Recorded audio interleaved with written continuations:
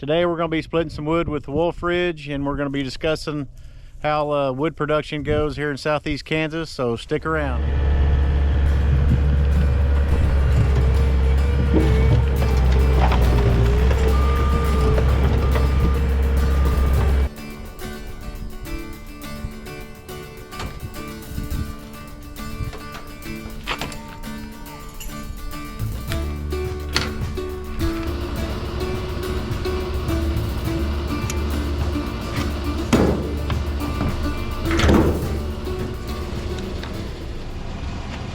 I'll show you this skid loader attachment a friend of mine made for me, and then it's got the fuel tank and then a compressor on the back with the skid loader plate attachment. So we use this to when we farm or cut trees. This is our tools and fuel that we take with us. A solar panel that charges our battery to start the compressor, and we can run the fuel tanks off of it as well. But a lot of times we just throw this on the back of our truck and take it with us. If we get there and we need to use our truck for something else, hook the trailer or something up, we just hook onto it with a skid loader with a plate there and set it off on the ground.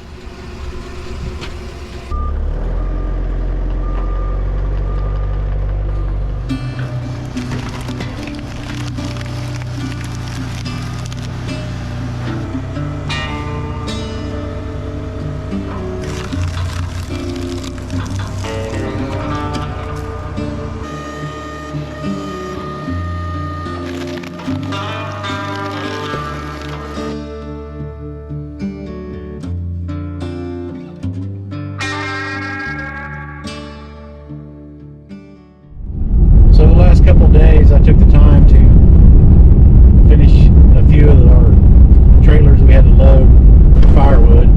We're kind of caught up on that now. I have a customer that wants 8 IBC tote baskets of Hedge, but he's not in a hurry. It may be stuff that he burns next year.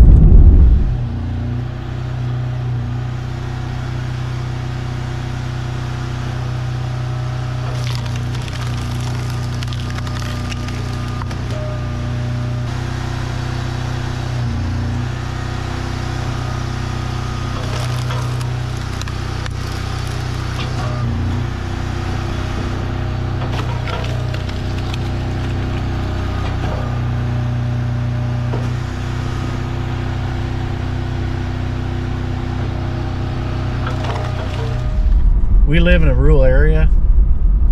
To give you an idea, our closest cities are Wichita, which is 2.5 hours away. Kansas City's 3.5 hours away. Tulsa is 1.5 hours, and Joplin, Missouri is about 1 hour. So, being in a rural setting, we really don't produce a lot of firewood for people that don't heat their homes. Most everybody around this area heats their house with Hedge. It's readily available. We do have wood such as hackberry, elm, and ash, and hackberry and elm are real plentiful, just like Hedge. But Hedge puts off so much more heat to get so many more BTUs out of it. It's a lot easier to heat your home with it. What we'd like to do sometime is try our hand at maybe producing some bundle firewood, which would probably need to be, you know, the hackberry, ash, and elm type wood. I don't think Hedge would be very good at bundled firewood, because people just don't, if they're not familiar with it, it's a little bit dangerous to burn. So if we did do something with bundles, being in a rural area where we're at and being so far away from a populated area, I feel like we wouldn't sell enough.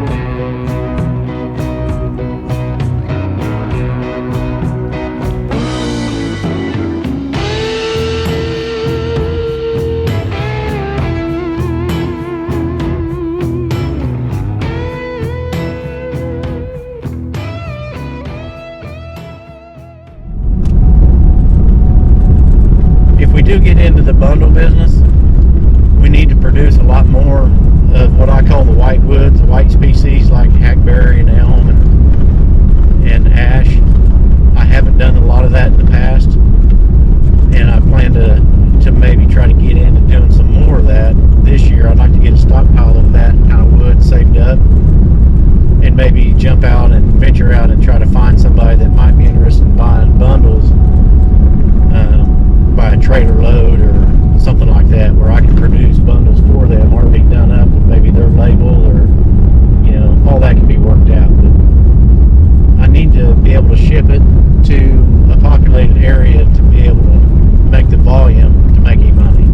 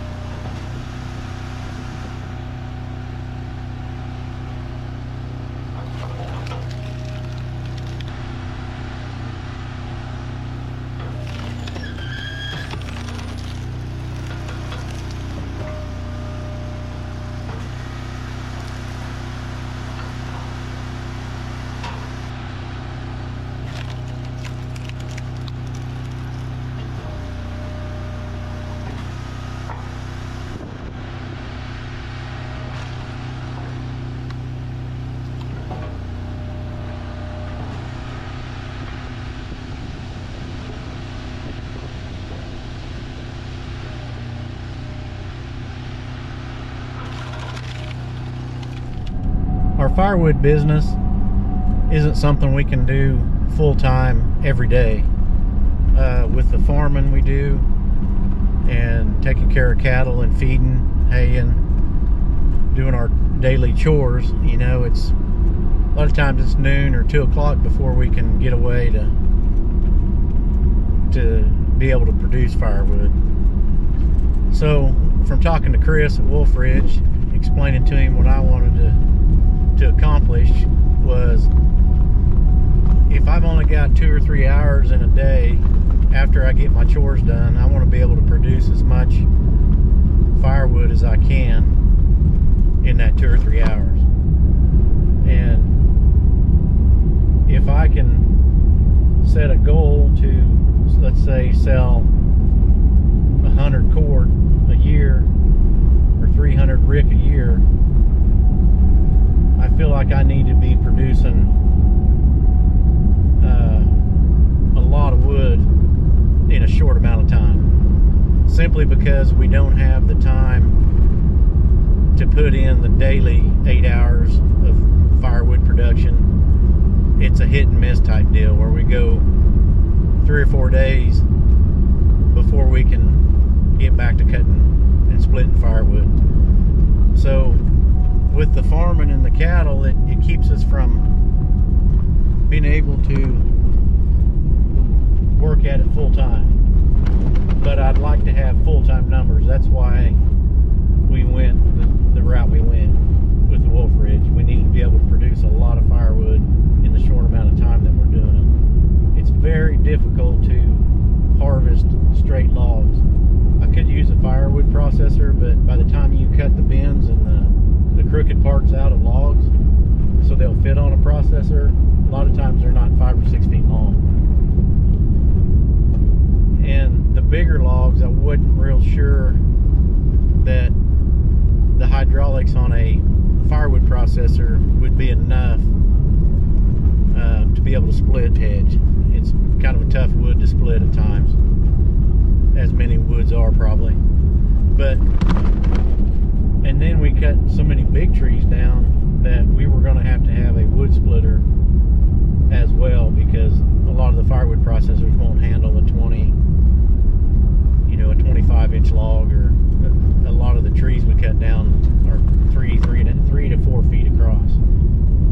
have to have a serious log splitter anyway, and we wanted to kind of take a chance and grow this firewood business a little at a time instead of going out and spending hundreds of thousands of dollars and not sure if it's going to work. So that's kind of where we're at with that.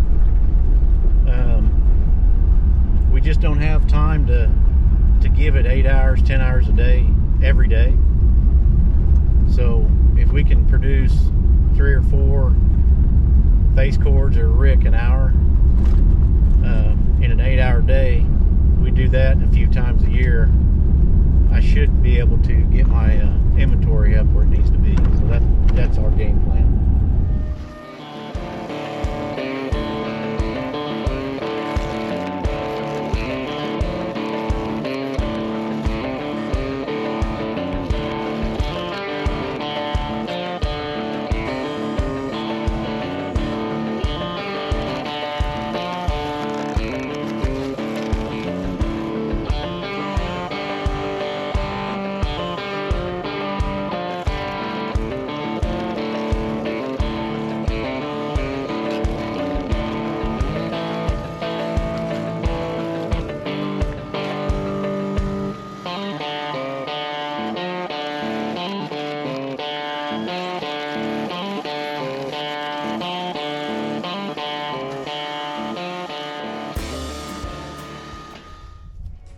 Hey guys, thanks for stopping in. I think that's going to do it for today's video. We appreciate you watching. Hopefully today give you an idea of what we do here on the farm and how we intend to handle our firewood in the future. So we really appreciate you watching and subscribing, liking and sharing, and we'll catch you on the next one.